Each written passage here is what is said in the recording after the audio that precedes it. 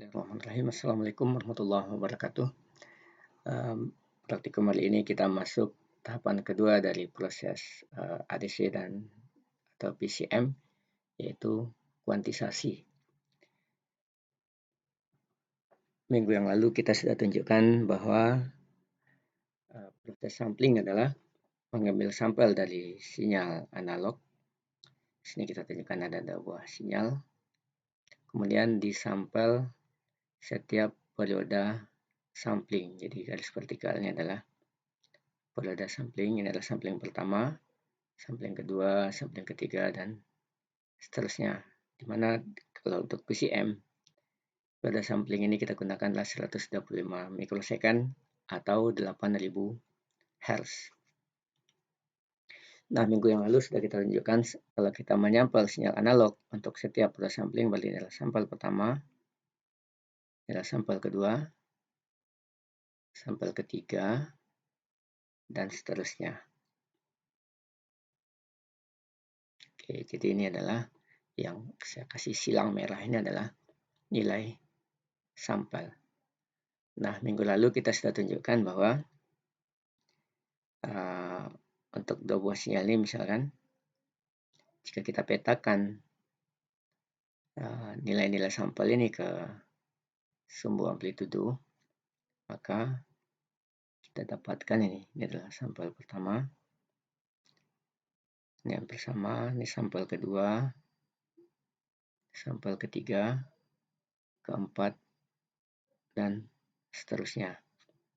Jadi untuk dua buah sinyal ini saja dengan amplitudo dan frekuensi yang berbeda, kita dapatkan 1, 2, 3, 4, 5, 6, 7, 8, 9, 10, 11, 12, 13, 14, 15, 16, 17, 18 sampel yang berbeda.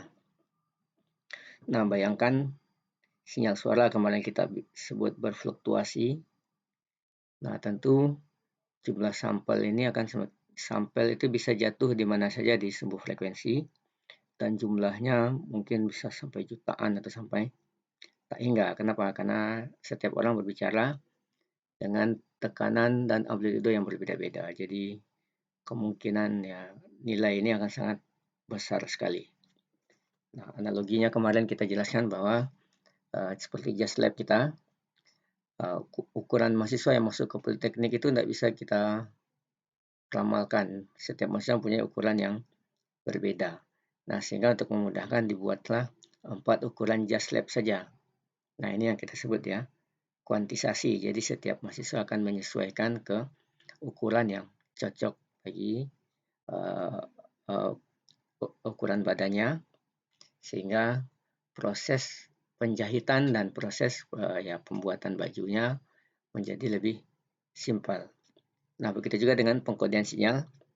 Kalau kita mengkodekan sinyal dengan nilai yang tidak bisa diramalkan, tentu akan sulit untuk melakukan proses pengkodean.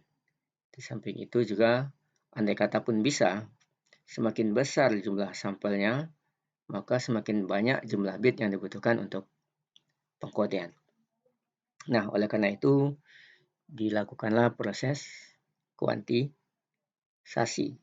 Jadi artinya, tidak semua nilai sampel yang kita kodekan, tetapi adalah nilai kuantisasi terdekatnya. Jadi misalkan untuk contoh kita ini, kita membagi sinyal input menjadi 8 tingkatan dari plus minus 35 volt. Jadi kita tetapkan saja kuantisasinya adalah 35, 3,5, 2,5, 1,5, dan seterusnya sampai min 3,5. Nah, selanjutnya nilai-nilai sampel ini akan kita kuantisasi ke nilai kuantisasi ini sebelum dilakukan proses pengkodean. Contohnya adalah, nah misalkan ini yang berhitam ini adalah hasil kuantisasi. Jadi ini yang nanti selanjutnya kita kodekan. Misalkan ini kita buat contoh untuk 8 tingkatan kuantisasi, maka kita minimal butuh 3 bit. Bayangkan kalau ini langsung 18, berarti ya lebih besar lagi jumlah bit yang minimal dibutuhkan 4 bit. Ya, karena ini berada pada rank 32. Oke, jadi seperti itu. Sinyal akhirnya yang kita kirimkan itu sebenarnya adalah nilai kuantisasi dari sampel sinyal yang kemudian dikodekan ke dalam bentuk bit. Jadi misalkan contoh sampel ini dinyatakan ke terdekatnya misalkan ke 0. Kemudian sampel ini dinyatakan ke 0,5. Sampel ini dinyatakan ke 2,5. Ini dinyatakan ke 3,5 dua-duanya walaupun dia sebenarnya sedikit berbeda. Sehingga inilah hasil kuantisasinya. Kemudian selanjutnya dilakukan pengkodean sesuai dengan level kuantisasinya. Misalkan untuk 0 tadi 0,5 kodekan ke 000. Kemudian ini kodekan ke 100. Berikutnya karena ini kuantisasinya sama, kodekan juga ke 100 dan seterusnya. Nah, ini yang kita kenal dengan PCM atau ADC, sebenarnya prinsipnya sama, sampling, kuantisasi, kemudian dikodekan. Sehingga ini yang dinyatakan lagi dalam bentuk sinyal listrik. Nah, ini akan kita transmisikan pada media on wire maupun wireless. Untuk modulasi digital berarti bit-bit ini yang akan kita lakukan proses modulasi. Nah, sebenarnya hasil sinyal yang dikirimkan dengan sinyal yang dikirim sampai di penerima ada sedikit perbedaan amplitudo akibat kuantisasi. Nah, ini akan kita tunjukkan di praktikum bahwa walaupun terjadi perbedaan level tegangan, tetapi tidak merusak sinyal informasi yang kita kirimkan. Jadi nanti akan kita tunjukkan di praktek bahwa dengan perbedaan sedikit amplitudo tersebut ternyata tidak membuat kita kehilangan frekuensi informasi. Nah, tetapi berbeda halnya kalau level satu sinyal berada level sinyal-sinyal yang lemah yang mendekati satu level kuantisasi, maka ini yang harus kita antisipasi atau ini yang harus kita cari tahu juga di mungkin minggu depan, yaitu mengenai compounding. Dimana kalau sinyal semakin lemah mendekati satu level kuantisasi, apa yang akan terjadi? Maka sampelnya berada di sekitar satu level kuantisasi. Sehingga apa yang akan terjadi? Sinyalnya akan dikuantisasi ke nilai-nilai yang sama. Seperti ini. Akibatnya apa? Sinyal yang sampai di penerima akhirnya mengalami distorsi yang cukup besar dibanding sinyal aslinya. Bayangkan sinyalnya bentuknya seperti ini. Sampai yang diterima adalah sinyal yang berwarna hitam. Nah, lebih jelasnya nanti akan kita lihat secara audio nanti di dalam praktek. Berbeda dengan ini. Ini walaupun dia berbeda amplitudo, tetapi kita tidak kehilangan bentuk sinyal, sehingga frekuensinya akan mendekati sama persis yang sampai di penerima. Oke, jadi hari ini kita akan mempraktikumkan praktikum mengamati dua hal ini, kuantisasi dan apa yang terjadi kalau sinyal input mempunyai level di bawah satu level kuantisasi.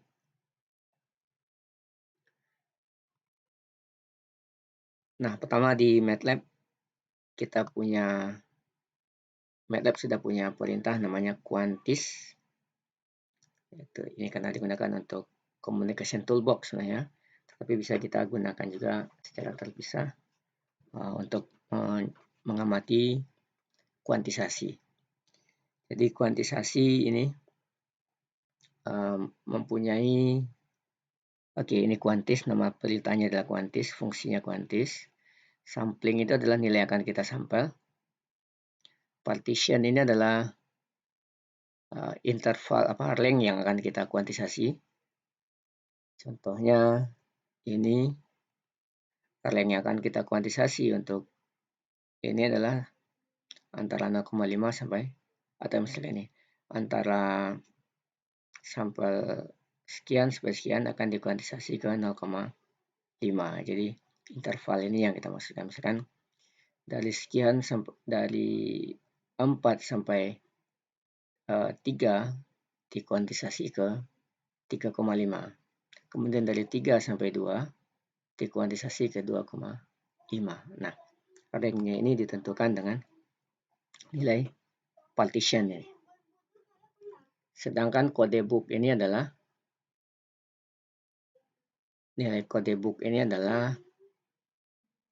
nilai kuantisasinya. Kalau dalam contoh kita ini adalah nilai 3,5, 2,5, 1,5, 0,5. Nah, bagaimana program ini bekerja? Dapat kita lihat bahwa di sini kita bangkitkan contoh samplingnya adalah sebenarnya kita jelaskan dulu partition ini. Ini berarti kita membuat rank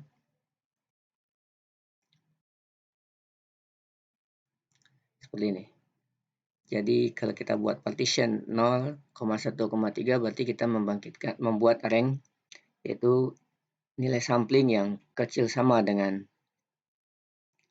0, kecil sama dengan 0. Kemudian sampling yang bernilai besar dari 0, kecil dari 1. Jadi besar dari 0, kecil dari 1. Kemudian sampling yang besar dari 1, kecil sama dengan 3. Kemudian terakhir adalah sampling yang besar dari 3. Oke, jadi sampel yang berada di kecil sama dengan 0 akan dikuantisasi ke min 1. Sedangkan sampel yang besar dari 0 kecil sama dengan 1 dikuantisasi ke 0,5. Kemudian sampel dari besar dari 1 kecil sama dengan 3 dikuantisasi ke 2. Dan lebih besar dari 3 dikuantisasi ke 3. Nah, ini ketika kita run, ini contohnya, min 2,4 ini adalah kecil sama dengan 0 atau kecil dari 0. Kecil sama dengan 0, maka akan dikuantisasi ke min 1. Makanya min 2,4 dikuantisasi ke min 1. Berikutnya 1 juga kecil dari 0, maka dikuantisasi juga ke min 1. Kemudian min 0,2 juga kecil dari 1, kecil dari 0, maaf. Ini kecil dari 0, ini kecil dari 0, semuanya dikuantisasi ke 1. Karena tadi kita membuat batasan kecil sama dengan 1, maka 0 pun juga dikuantisasi ke 1. Nah, berikutnya karena 2, 0,2 itu berada antara besar dari 0 kecil sama dengan 1, maka dikuantisasi ke 0,5 dan seterusnya. Nah, ini akan kita coba mengkuantisasi pada sinyal sinus. Silakan nanti dibangkitkan sebuah sinyal sinus seperti ini.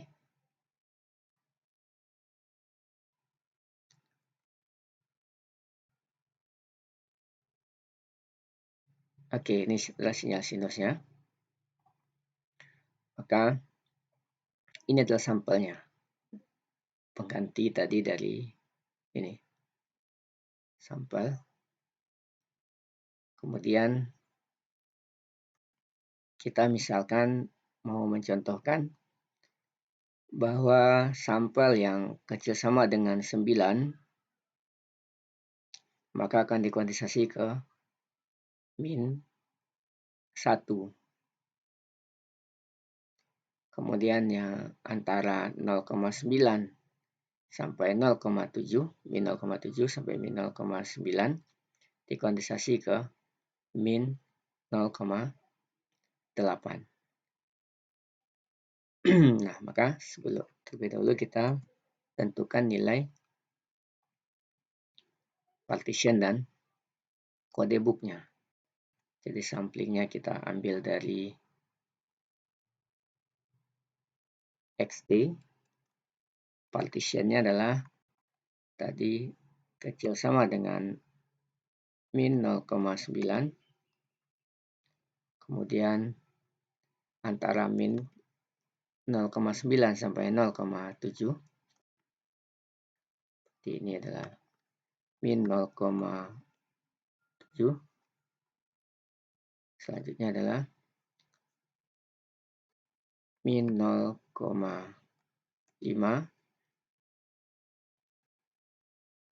min 0,3, min 0,1, 0,1, 0,3, 0,5, 0,7, 0,9. Oke, jadi kita bikin ini juga bisa kita tanpa koma dengan catatan ada spasi.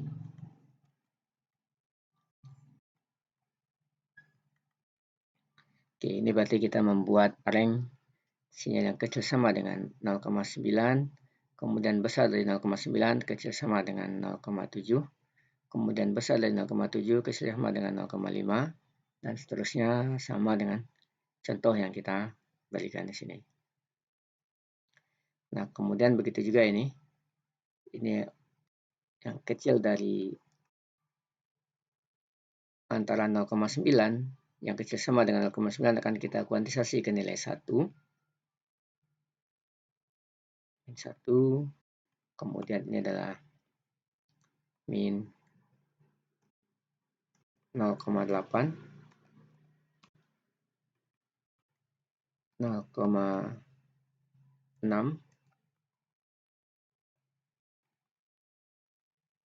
0,4,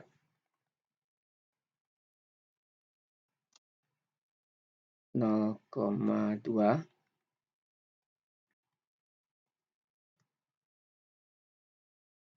kemudian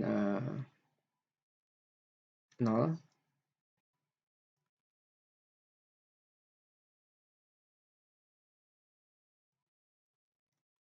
kemudian 0,2, 0,4, 0,6, 0,8, 1. Tidak usah kita kasih koma, kita ganti dengan spasi. Nah, perlu kita pastikan bahwa kode book itu lebih panjang satu nilai dibanding partition. Ini kita hitung 1, 2, 3, 4, 5, 6, 7, 8, 9, 10.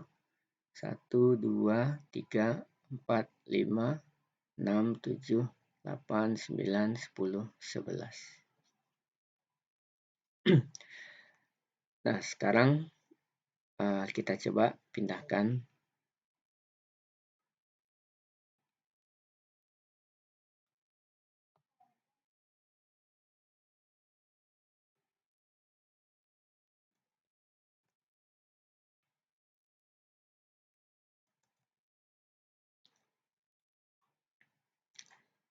kita kuantisasi samplingnya sekarang adalah XT,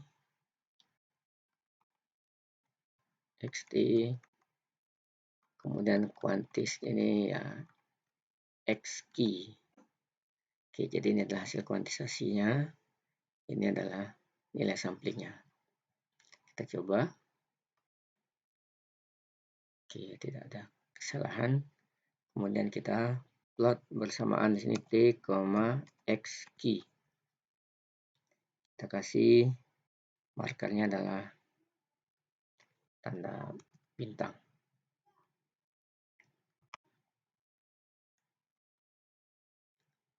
Oke, maka ini adalah sampel, ini kuantisasinya. Sampelnya ini kuantisasi. Sampel ini kuantisasi ya, warna merah. Jadi ini bisa kita kasih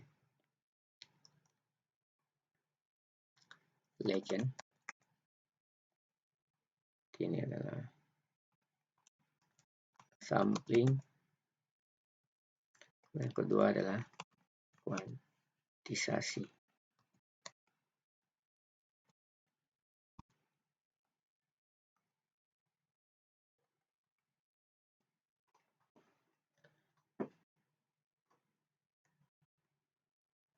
Oke, ini dia. Jadi kita sudah mencobakan aplikasi kuantisasi pada sampel sinyal sinus. Oke, nah selanjutnya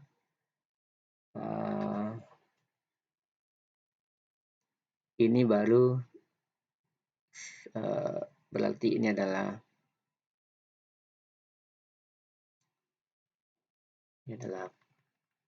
kalau di tabel kita ini adalah kode book. Kode book itu adalah ini atau nilai kuantisasi sebenarnya.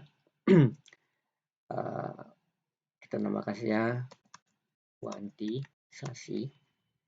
Kemudian ini adalah ya kita biarkan saja namanya partition. Jadi biar tahu juga ini adalah kuantisasi yang kita maksud. Ini adalah nilai-nilai yang sudah kita tentukan untuk mensampel sinyal yang jatuh pada link yang ditentukan oleh partition.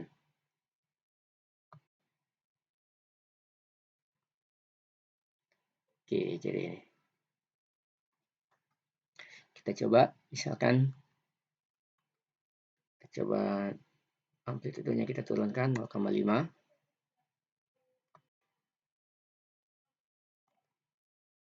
Maka ini sinyal yang jatuh pada antara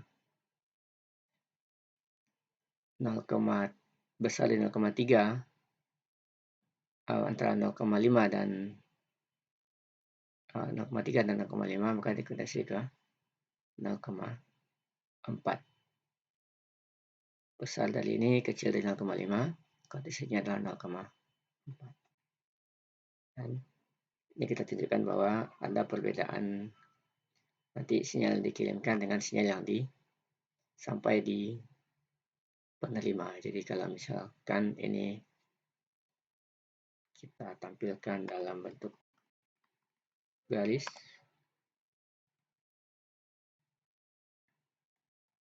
nah ini yang kita maksudkan bahwa sebenarnya sinyal yang dikirim dengan sinyal yang sampai di penerima tidak benar-benar sama.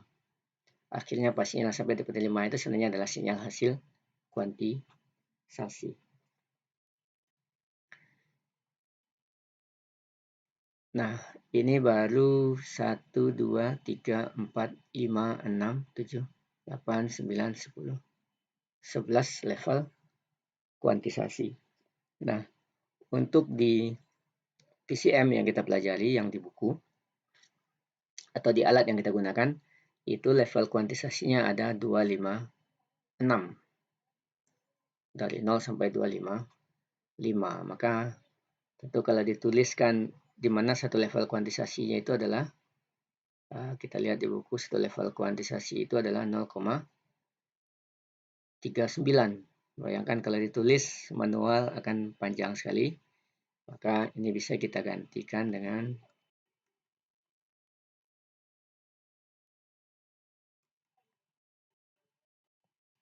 sama dengan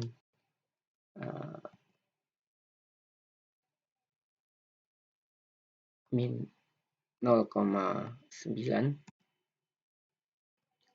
Kemudian pertambahannya adalah min 0,2 sampai 0,9. Jadi ini akan sama dengan, jadi tidak perlu kita tuliskan panjang-panjang. Ini adalah positif. Oke, ini sama hasilnya. Min 0,9, 0,7, 0,5, 0,3. Sehingga ini juga bisa kita ganti jadi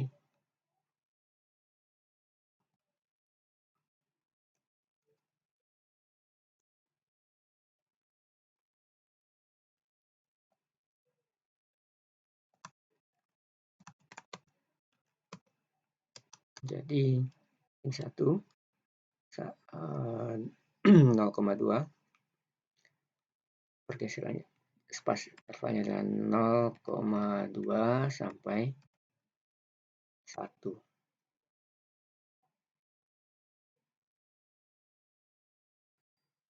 Oke, hasilnya sama 1, 0,8, 0,6 sampai 1. Oke, jadi ini harus Anda cobakan dua-duanya.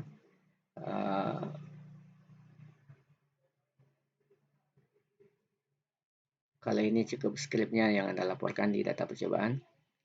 Ini skrip dan gambarnya.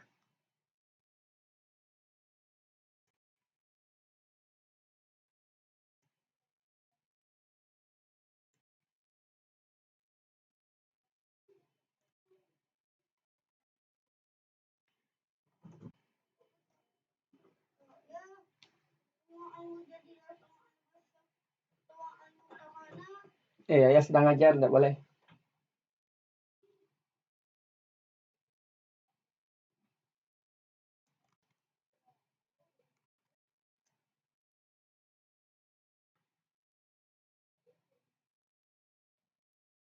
Oke, jadi gambar ini diambil sebagai data percobaan. Nah, berikutnya kembali kita mau melihat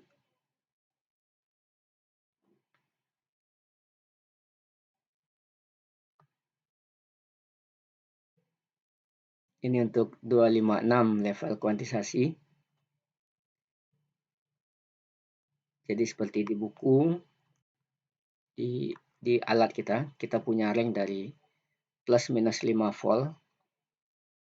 Kemudian itu intervalnya adalah 10 volt dari positif peak to peak. Kemudian dibagi menjadi 25, 256.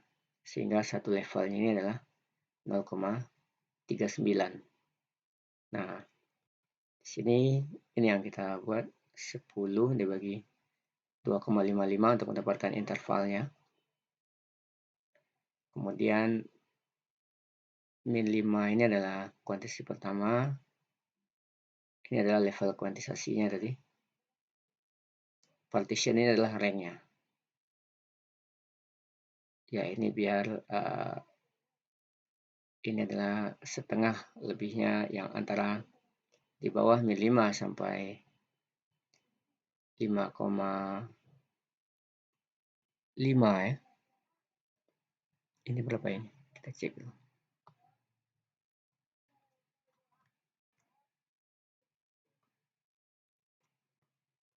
Oke, dari min 4,9, 4,98 kecil dari 4,98 di kuantisasi kelima, kemudian dan seterusnya.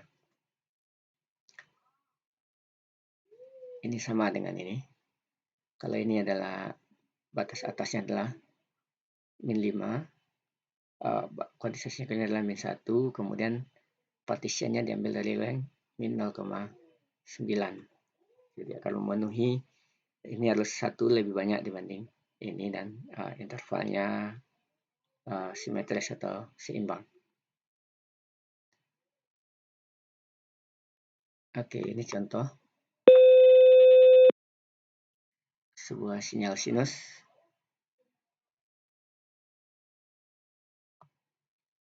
(500 Hz) dengan amplitudo 1 volt misalkan. Karena ini tadi intervalnya ada 5, ini bisa kita perbesar dari 5. Kita mulai dari 5.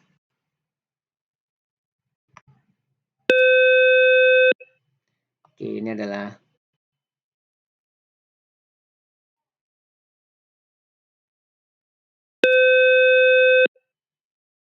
sinyal yang biru ini adalah sinyal asli,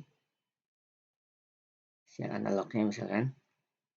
Kemudian kita sampel setiap 125 mikrosecond. Jadi ini sampelnya adalah 125 mikrosecond sesuai dengan di teori kita di buku. Nah, dapat kita perhatikan dengan 0,39 ini kan berarti level kuantisasinya tadi adalah 0,39 milivolt ya. Ya oke, 0,39 coba 10 bagi 2,5. Ya 0,039 level kuantisasinya. Jadi jarak ini berarti ini adalah 0,039 volt. Bayangkan untuk sinyal peak to peak 5+5 dengan velva 0,39 nyaris tidak bisa kita bedakan antara sampel dan kuantisasinya. Oke, mungkin oleh karena itu juga sudah di set standarnya 0,39 atau 255 tingkatan level kuantisasi, sehingga sinyalnya nyaris hampir sama sinyal yang dikirimkan dengan sinyal yang sampai di penerima. Oke, ini yang biru adalah informasi asli, yang merah ini adalah sinyal yang sampai di penerima. Kemudian ini kita tunjukkan spektrum sinyal yang sampai di penerima. Jadi untuk sinyal yang merah ini, spektrumnya adalah ini. Oke, ini juga Anda ambil datanya untuk amplitudo 5 volt. Kemudian kita coba amplitudonya kita turunkan jadi 1 volt.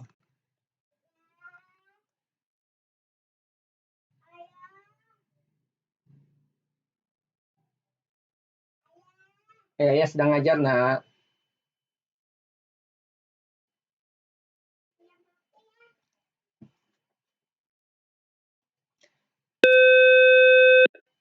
Oke, ini kita rubah jadi 1.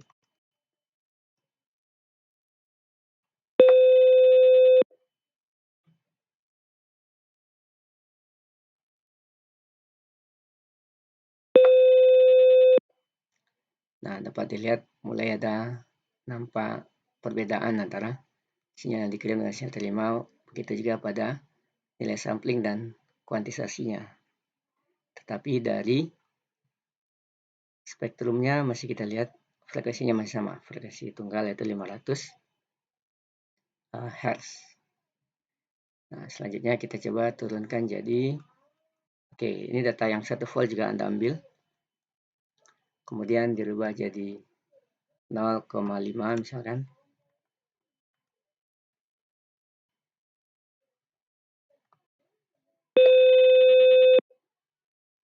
Nah, mulai perbedaannya cukup signifikan.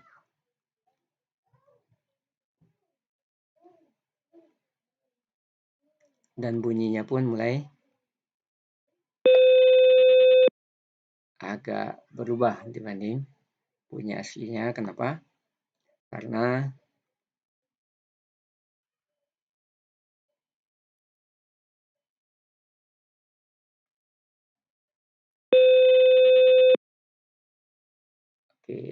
karena sudah mulai ada distorsi seperti yang kita jelaskan tadi, bahwa ada distorsi antara sinyal yang dikirimkan dengan sinyal yang diterima, tetapi tidak terlalu besar. Nah, kemudian ini kita coba menjadi 0,1. Kita turunkan lagi amplitudo sinyal input. Nah, dapat kita lihat di domain frekuensi.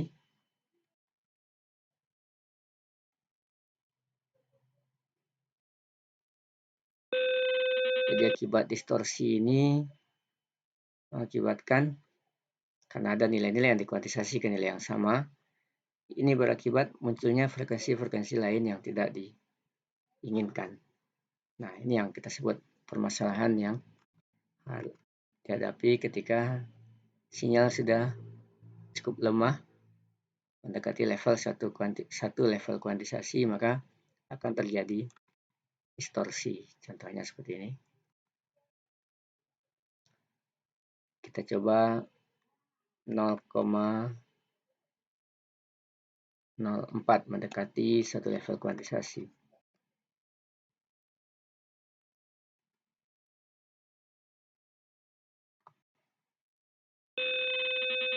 Dapat kita lihat bentuk komponen sinyal yang ditimbulkan akibat banyaknya, ya karena sinyal sudah terlalu lemah, level kuantisasi hanya 0,039,